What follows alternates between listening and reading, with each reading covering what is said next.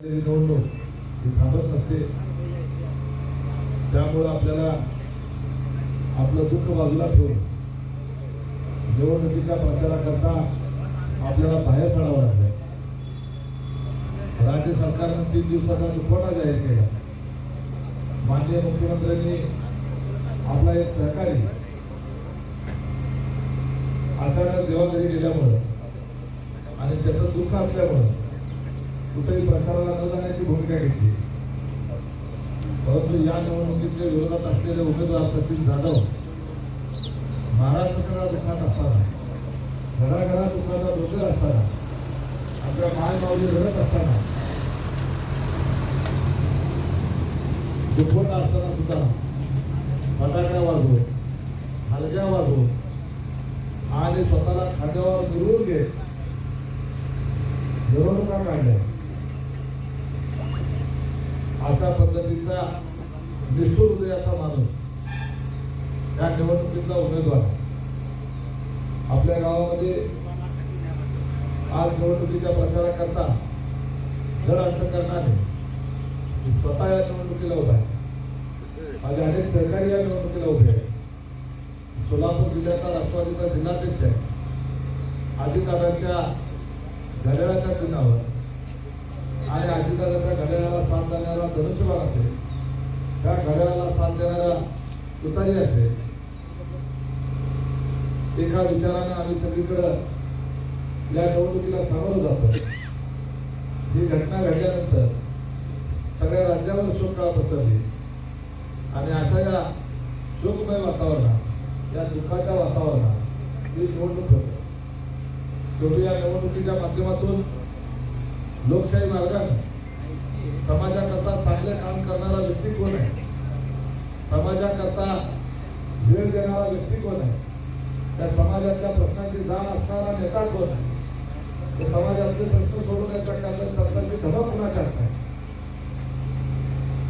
आणि या समाजातले प्रश्न प्रामाणिकपणे सोडवण्याची तळमळ कोणामध्ये आहे. ज्या पद्धतीने अजितदादांनी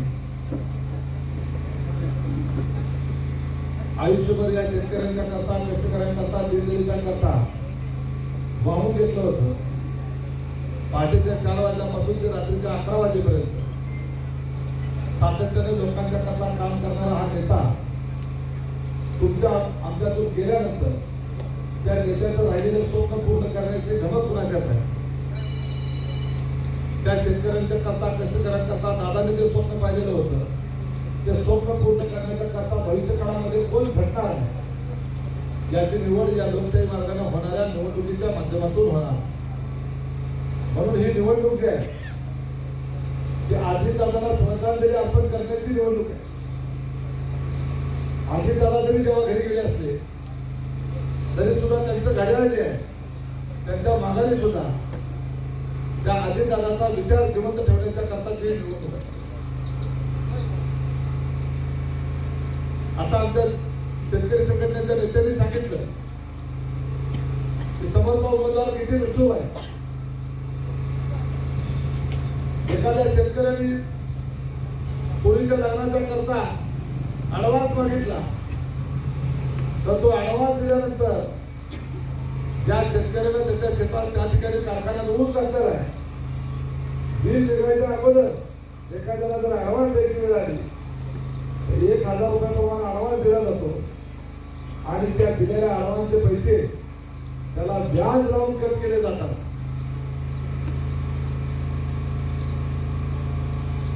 अशा पद्धतीचा हा व्यापारी प्रवृत्तीचा माणूस हा निवडणुकीला उभा आहे.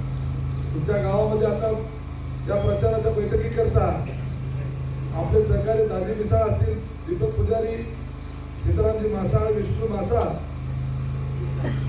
विकासजी इंगोले, आमचे औंढून आलेले दादासाहेब शिंदे, ज्ञानेश्वरजी पाटील, अजित पवार, श्रीमंत चौगुले, बिरुदेव मासाळ, तुकाराम धोटे, राजू काळे, बापू थोरात, अभिजित मासाळ, दादा मळाप्पा वाघमारे, संपत मासाळ, तानाजी मासाळ, बाळू पाटील, धनु पाटील, भगीरथ पाटील, बापू क्षीरसागर, बिरुदेव मासाळ, बंडू वाघमोडे. ही निवडणूक ही वेगळी निवडणूक आहे. नरखेडचा सुरक्षित मतदारसंघ सोडून मी कुरुल मतदारसंघामध्ये निवडणूक लढवायला आलो. ते तुमच्या भरवशावर आलो. तुम्हा सगळ्या लोकांचा विश्वास संपादन करावा. हा मोहोळ तालुक्याचा दक्षिण भाग जो आहे त्या दक्षिण भागाकडे या तालुक्याच्या या नेत्यांनी दुर्लक्ष केलं. मागच्या 50 वर्ष या भागाला विकासापासून वंचित ठेवलं. विशिष्ट करून काही समाजाच्या बाबतीमध्ये आकर्षणाचा दृष्टिकोन ठेवून ज्या गावामध्ये धनगर समाजाचं संख्या जास्त आहे त्या गावांच्यावर जाणीवपूर्वक अन्याय करण्याचं काम केलं. जातीवादी दृष्टिकोन ठेवला आणि जातीवर पोचणाऱ्या काही गाव पुढाऱ्यांना ताकद देऊन त्या गावामध्ये अन्याय अत्याचाराचा कळस केला. विकास तर केलाच नाही, परंतु लोकांना दहशतीच्या वातावरणाखाली ठेवण्याचं काम केलं. लोकशाहीमध्ये आज मी इथं प्रचार आलोय, माझ्या विरोधातला जरी उमेदवार प्रचार आला तरी सुद्धा कुणी त्याला त्या ठिकाणी सामान्य माणसाला त्याचे विचार ऐकायला जायला अडवायचं कारण नाही. सामान्य माणूस अतिशय हुशार आहे. त्याला जे योग्य वाटतं तो त्याचा निर्णय घेतो. तो अडाणी असला तरी सुद्धा त्याला ती समज आहे, त्याला ते शहाणपण आहे. आपल्यासाठी झटणारा काम करणारा, आपल्याबद्दल आपल्या गावाबद्दल विकासाची कामं करू शकणारा नेमका कोण नेता आहे, कोण उमेदवार आहे हे निवडण्याची समज सर्वसामान्य माणसामध्ये भरून वाहिलेली असते. परंतु लोकांच्यावर दबाव निर्माण करायचा, प्रेशर निर्माण करायची ही आंबेडकरांची जी स्टाईल आहे त्याला उत्तर देण्याच्या करता उमेश पाटील राजकारणामध्ये या मोहोळ तालुक्यात उभा. एवढं लक्षात ठेवा.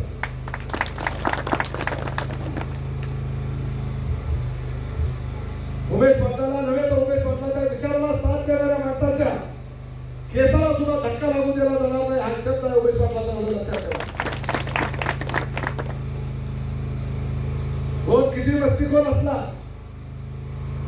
आणि त्या राजन पाटलाला पक्ष सोडून पार्टी सोडून पळून जायची वेळ आली, किती मोठा कारखानदार असला, किती मोठा पैसेवाला असला आणि किती कोट्याधीश असला तरी सुद्धा जे सत्य आहे ते सत्य आहे, जे खरं आहे ते खरं आहे, जी वस्तुस्थिती आहे ते आहे.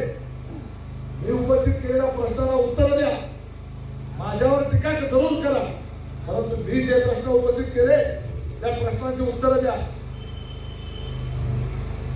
आता बप्पू पाटलांनी सांगितलं 3000 रुपयाचा भाव देण्याचं लेखी आश्वासन दिलं. हे सुद्धा 2500 रुपये 2600 रुपये आंदोलन केल्यावर, घावानीत उतरल्यावर, कारखाना बंद पाडल्यावर, गाळप बंद पाडल्यानंतर या शेतकरी संघटनेच्या कार्यकर्त्यांनी अंगावर गुन्हे दाखल करून घेतले, जेलमध्ये जाण्याची तयारी दाखवली, स्वतःवर 2-2 कोटी रुपयाचे नुकसान भरपाईचे केसेस करून घेतल्या. कुणासाठी? माझ्या शेतकऱ्यांना भाव मिळण्याच्या करता, त्याच्या उसाला चांगला बाजारभाव मिळण्याच्या करता, त्याला चांगला दर मिळण्याच्या करता आणि 3000 रुपयाचं लेखी आश्वासन देऊन शेतकऱ्यांनी फसवणूक केली. 2800 रुपयाला त्या ठिकाणी दर काढला. माझ्या नरखेड भागातला एकही शेतकरी लोकनेत्याला ऊस घालत नाही. का घालत नाही? एक तर उसाला दर कमी आणि वरनं काटा मारताय. त्यांची दादागिरी, त्यांची मगरुरी, कुणाचा ऊस कधी न्यायचा, कुणाचा चिपाड ऊस तसंच ठेवायचा, अशा पद्धतीने शेतकऱ्याची पिळवणूक होते. मी रोहित पवारांना फोन केला. त्यांचा कारखाना 150 किलोमीटर लांब आहे, बारामती अॅग्रो, करमाळा तालुक्यात तिकडे आहे, वांढरीला 150 किलोमीटरवर ट्रॅक्टर पाठवले आणि भाव किती दिलाय? 3500 रुपये भाव दिलाय. 3500. 150 किलोमीटरवर ऊस घेऊन जातात आणि 3500 रुपयाचा भाव देतात आणि त्यांना 3000 रुपयाचा भाव द्यायला यांना रोग येतो, त्याच्यात सुद्धा काटा मारतात. बारामती अॅग्रोला जे लोकनेत्याला ऊस घालत होते त्यांचा 2 ट्रॅक्टरचं वजन 22-23 टन इथं बसतंय आणि तिकडे गेल्यावर 28 टन बसतंय. 150 किलोमीटरची वाहतूक झाल्यानंतर सुद्धा 5 टनाने जास्त वजन बसतंय. आणि या चक्रायावाल्याचा तर खरंच आहे. माझ्याकडे पावत्या येत्या 2014 सालापासून 2026 साल चालू आहे. माझ्याकडे अनेक शेतकऱ्यांनी चक्राया शुगरच्या पावत्या दाखवल्या. काही लोकांनी जाहीर करायला परवानगी दिली, काही लोकांनी दिली नाही. कारण म्हणजे आमचं नाव आलं, आता ऊस आता आमचं दिल्ली द्यायचं नाही. तुम्ही अजिबात काळजी करू नका. दिलाचा त्या ठिकाणी आम्ही गंभीर आहे. त्याच्या गावाने नाही, त्याच्या बोकांनी बसून आहोत. कुणाचा 1 रुपया चुकणार नाही. त्या पावतीवर 13 तारखेला ट्रॅक्टर गेला, वजन काट्यावर वजन केलं. मोकळ्या ट्रॅक्टरचं दीपकची वजन, मोकळ्या ट्रॅक्टरचं वजन आलं 8 टन. 2 ट्रॅक्टर, दुसरी पावती, ट्रॅक्टरचा नंबर तोच, रजिस्ट्रेशन नंबर असतो ना ट्रॅक्टरचा.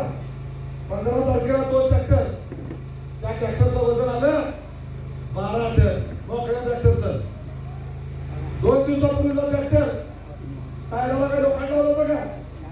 ते म्हणजे असं कसं झालं? शेतकरी म्हणला अरे 4 टनाला वजन कसं वाढलं मोकळ्या ट्रॅक्टरचं? तर काय म्हणतो, एवढी टायराला चिकू लागला असेल.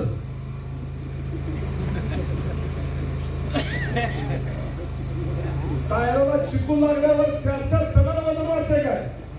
अरे सगळी टायर म्हणून वजन केलं, तिने हवा भरून तरी 1000 किती 200-300 किलो होईल काय?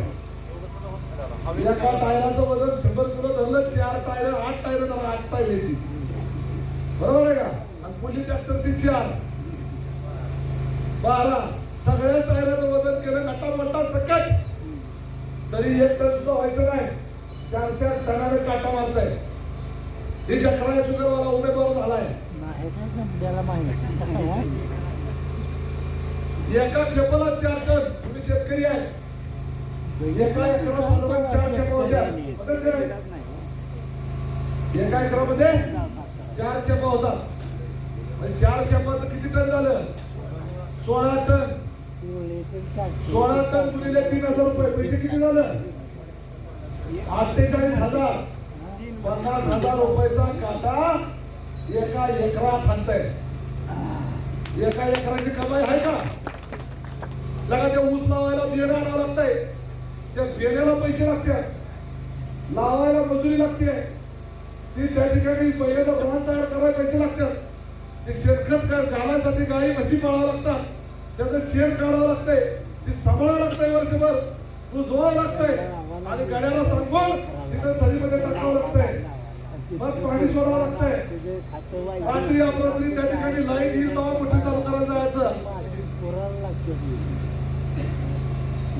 रात्रीच्या अपरात्री आपल्याला विसू काट्यातून मोटरी चालू करायच्या. कधी लाईट येते कधी जाती आणि आपल्याला पाणी सोडावं लागतं. बघा कालच 7:14 आम्ही फोन केला, झालं का ते?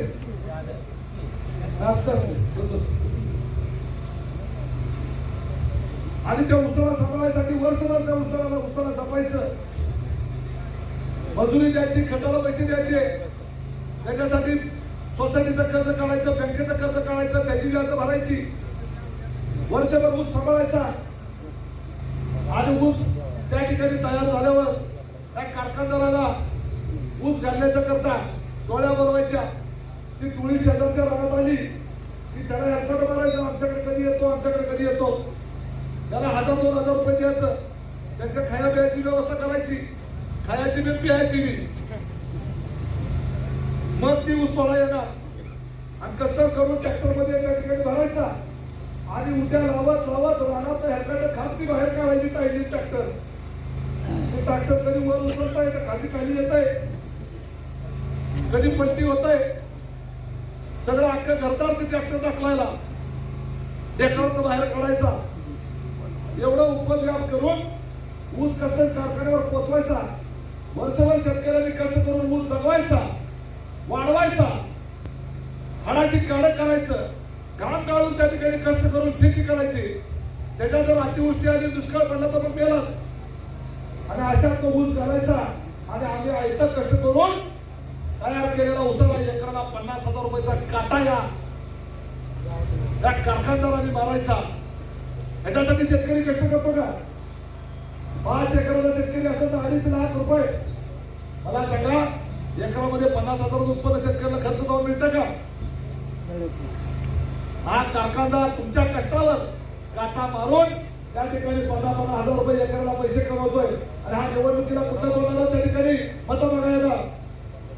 आणि आता गावातले जे विरोधक असतील, राजन पाटील पार्टीचं कमळाचं चिन्ह घेऊन उभारलेले, त्यांचा सुद्धा ऊस असेल का नाही? त्यांचा ऊस पण असणारच आहे. मग त्यांचा ऊसाचा ट्रॅक्टर गेल्यावर त्या काट्याला कळणार आहे काय की ही आपल्याला मत दिलेला ट्रॅक्टर आहे, त्याचा काटा मारायला नको. त्याला जे काटा हाणणारच आहे, त्याला बी चुना लागणारच आहे. त्यामुळं विरोधकांना सुद्धा त्या काटामार कारखानदाराचा काटा काढायची संधी ही त्या ठिकाणी 7 तारखेला आहे.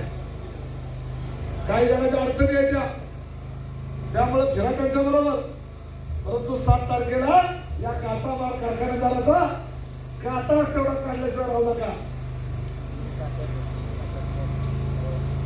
आता तुम्ही म्हणताल, आता जी काटा मारताना उत्तर घालावं लागतो. कारखानदार चोर आहे माहित आहे, तिकडला तो दरोडेखोर आणि ही चोर. त्या दरोडेखोराच्या टोळीमध्ये हा चोर जाऊन सामील झाला. याला उपाय काय? याला उपाय एकच आहे.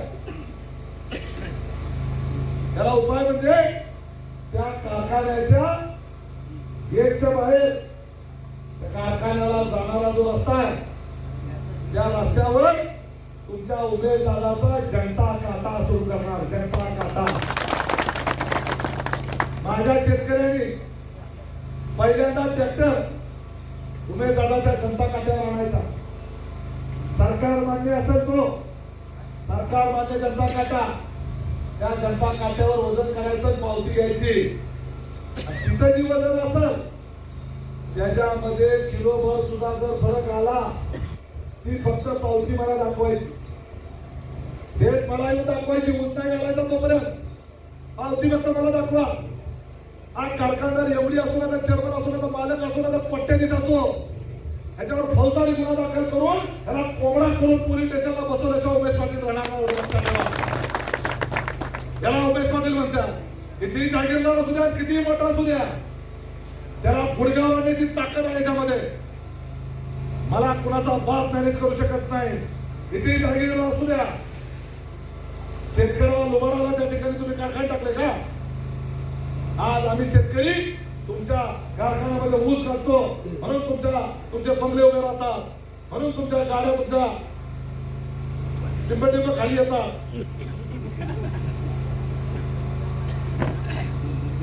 आमच्या शेतकऱ्याला टू व्हीलर घ्यायची म्हणलं तरी कर्ज काढावं लागतं. आणि तुम्ही 100 कोटी रुपये शेतकऱ्याचे काटा मारून त्या ठिकाणी गाड्या बंगले बांधता. अशा या चोर कारखानदाराला उद्याच्याला लोकशाहीच्या मार्गानं प्रतिष्ठा देऊ नका, एवढं लक्षात ठेवा. मी तुमच्यातला आहे. मी पण ऊस उत्पादक शेतकरी आहे. मी स्वतः शेतकरी आहे. जी झड तुम्हाला बसणार आहे तीच मला पण बसणार आहे. पण तुमच्यासाठी लढामध्ये तयार आहे. आज यांच्या या आंबेडकरांच्या विरोधामध्ये आवाज उठवण्याचं कोणाचं धाडस नव्हतं. आज मी उघडपणे तुमच्या जीवावर त्यांच्या विरोधात उतरलेला आहे. काय उतरलेलं आहे? ही शेतकऱ्याची लूट थांबावी म्हणून, गोरगरिबांचा छळ थांबावा म्हणून, यांची दहशत संपवण्याच्या करता, यांचा माज संपवण्याकरता. माज किती असावा पाटील? 19 फेब्रुवारीला शिवाजी महाराजांची जयंती असते. हत्तेकरण आता येणार आहे. छत्रपती शिवाजी महाराज तुमचा आराध्य दैवत.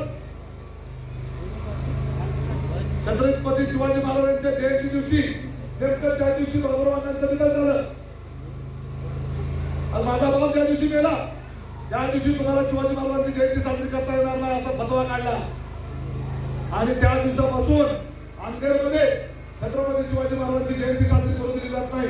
19 फेब्रुवारीला हे म्हणतात आम्ही जयंती साजरी करतो. अरे 19 फेब्रुवारीला काय करू देत नाही?